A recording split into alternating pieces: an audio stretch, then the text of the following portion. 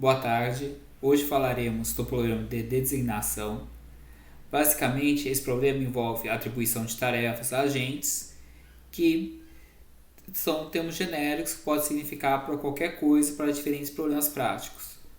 Por exemplo, suponha que você tem uma questão de atividades que sejam ser feitas numa certa empresa. Você pode definir qual funcionário vai executar cada tarefa, ou poderia ser usados também para definir, por exemplo, produtos que serão feitos em cada máquina. Cada produto a ser feito seria uma tarefa e cada agente seria uma máquina que vai ser utilizada para fazer aquele produto. Vamos começar no caso mais simples, onde a gente tem N tarefas e N agentes.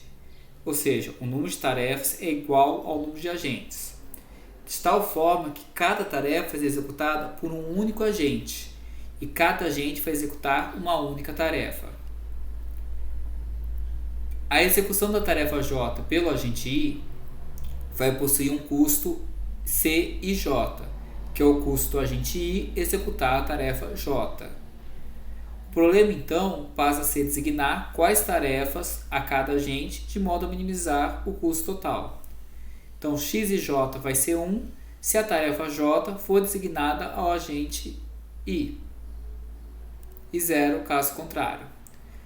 Função objetivo vai ser minimizar o custo total IJ vezes o X e J. Quando X e J não é atribuído, ele recebe 0, então o custo de executar vai ficar aquele custo vezes 0, que está 0. Se ele for atribuído, o X e J recebe 1 e o custo passa a ser C e J. Aí ele vai olhar o que? Duas restrições que são similares. 1 para todo J, ou seja, para toda tarefa. Ele vai fixar o J e vai variar o I. Então, olhar cada uma das tarefas e vai olhar, ela está no agente 1, mais ela está no agente 2, mais está no agente 3 e assim por diante. E esse total vai ter que ser igual a 1. Então, por exemplo, a gente supor a primeira tarefa com sendo 1. Então, vai olhar o agente 1 na tarefa 1, mais o agente 2 na tarefa 1, mais o agente 3 na tarefa 1 e assim por diante. Essa soma total vai ser 1.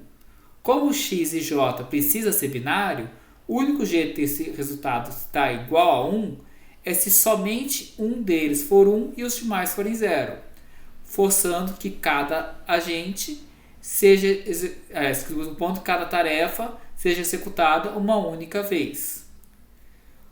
Aqui embaixo a gente faz o quê? Para todo agente. Então a gente vai fixar um agente e vai variar a tarefa. Então ficaria aqui 1, que seria o primeiro. Aí variou aqui, vai passar a ser a agente 1, tarefa 2. E depois agente 1, tarefa 3.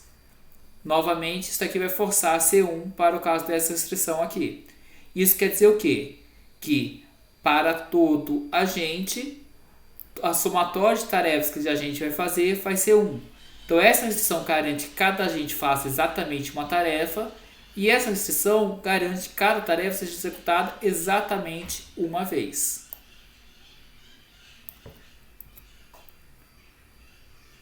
Agora vamos generalizar um pouco esse problema. Suponha que você tenha N tarefas e N agentes. Ou seja, o número de tarefas de agentes agora é diferente. E eu estou pressupondo que o número de agentes é menor que o número de tarefas. Isso quer dizer que cada tarefa é executada uma única vez por um único agente, mas cada agente pode executar mais do que uma tarefa. A execução da tarefa J pelo agente I vai requerer uma quantidade de recurso A e J do agente I, tá? Que é o recurso que o agente I leva para terminar a tarefa J. Esse recurso, por exemplo, poderia ser a questão do tempo. Quanto tempo que o agente I demora para fazer uma certa tarefa? E é lógico que esse agente ele vai ter um custo, que é o recurso. Esse recurso ele é o quanto ele tem disponível. Se a gente está falando em horas, a gente pode pressupor que cada funcionário tem 8 horas de trabalho livres por dia. Dessas 8 horas, dependendo do número de tarefas que ele gastar para fazer cada tarefa, ele pode fazer mais ou menos tarefas. E cada tarefa também tem um custo de execução. Então, o nosso problema agora passa a ser o quê? atribuir essas tarefas para cada um dos nossos agentes, de tal forma que o custo total seja mínimo, mas que respeite a capacidade de recurso que o agente possui. A variável de decisão não muda, nem a função objetivo.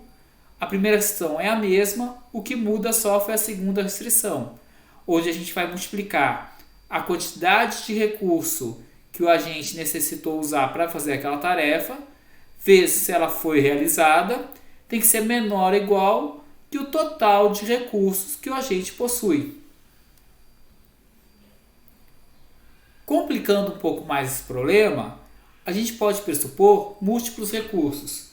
Por exemplo, imagina que um agente, para fazer uma certa tarefa, ele não gasta somente o tempo.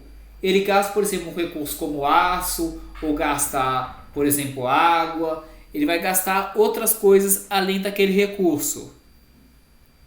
Então a gente vai ter múltiplos recursos associados a cada agente, onde cada agente vai ter uma quantidade disponível de cada recurso. Por exemplo, o B e K é a quantidade de recurso K disponível ao agente I.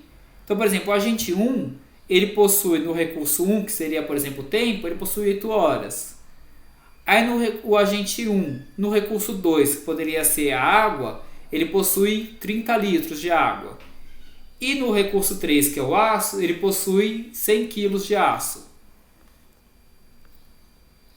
E o A e JK é a quantidade daquele recurso, seja tempo, água ou aço, que aquele agente I em específico gasta para executar a tarefa J. Observe que a gente está trabalhando aqui com matriz A, com uma matriz B, que cada quantidade de recurso disponível para cada agente, ou a quantidade que cada agente usa, não precisa ser fixa. Ela pode variar conforme os dados do seu problema. E é uma coisa que acaba acontecendo na prática. Porque, às vezes, um funcionário mais experiente, ele vai conseguir executar um certo número de tarefas mais rápido do que um outro funcionário. Ou ele pode gastar menos recursos. Por exemplo, um pedreiro que é iniciante, na hora que ele vai rebocar uma parede, talvez ele deixe cair reboco e desperdice parte do reboco. Um pedreiro mais experiente, ele pode gastar menos reboco ao deixar cair menos e desperdiçar menos. O que vai mudar nesse modelo? O que muda agora, como vocês podem notar, foi somente a segunda restrição. A função objetivo e a primeira restrição, se vocês voltarem aqui para olhar, elas ainda são as mesmas. O que mudou foi a segunda restrição. No igual aqui a gente tem o que? Além do para todo I, a gente tem um para todo K. Então para cada agente I, a gente vai ter um recurso. E para cada recurso K, a gente tem o somatório do que ele vai gastar, que é o A e JK, vezes o X e J, que tem que ser menor ou igual que o recurso disponível, que é o B e K.